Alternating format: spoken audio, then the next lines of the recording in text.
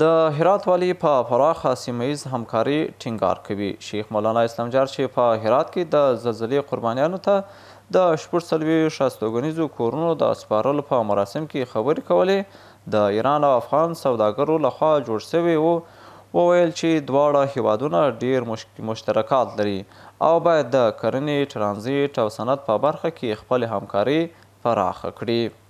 افغان ترانس به احتمال زیاد به این طرف برگرده، از مزار به ترغندی، از ترغندی هم که فعلا تصویب شده و از مزار تا واخان فاصله کمی میمانه. بحث واخان اسلام قلعه که به هم وصل شد یک کرودر بسیار قوی خواهد بود که ما چین را به اروپا وصل کنیم. همینطور که گفتن برادرها، افغانستان باذن الله جل جلاله یک چهارراهی تنزاتی خواهد بود. هرات باز مغز و ریشه و همون نقطه اصلی ترانزیت به این چهارراهی خواهد بود.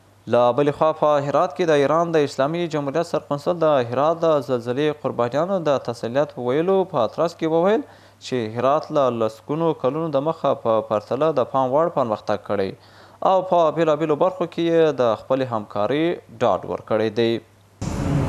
این شهر این شهر نیست، خیلی پیشرفت کرده. شهر صنعتی رو دیدن و واقعا میگفتن جای افتخاره.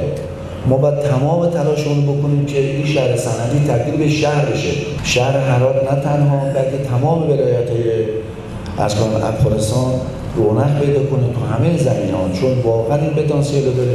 په همدې حال کې د ایران او افغانستان د سوداګرۍ د ګډې خونې مشر په هرات کې د زلزلې ځپلو لپاره د استوګنې کورونو په جوړولو کې د ایراني سوداګرو ګډون د دواړو هیوادونو ترمنځ د خواخوږۍ نښه وګڼل او ټینګار یې وکړ چې دا ډول همکاري باید نورې هم پراخه سي.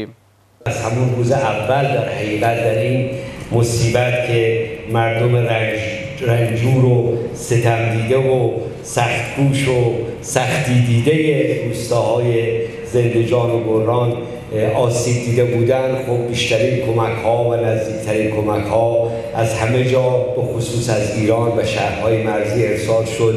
دا کورونه چې شمیر یې 46 دی د هرات په ګلران ولسوالۍ کې د ایران او افغان سوداګرو لخوا په ګډه د نن ورځې معیارونو سره سم د شاوخوا $380,000 په لګښت د بوتان کلي د همدلي ښارګوټي په نوم بشپړ او ګټې اخیستنې ته وسپارل سو.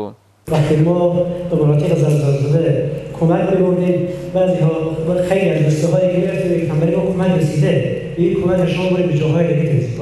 اینقدر استقلال دارم. میگفتیم ما چی خدمت کنیم؟ بهتون فهمید که شما از ما خبر گرفتید، ما از شما ممنونیم. خدا به شما خیر.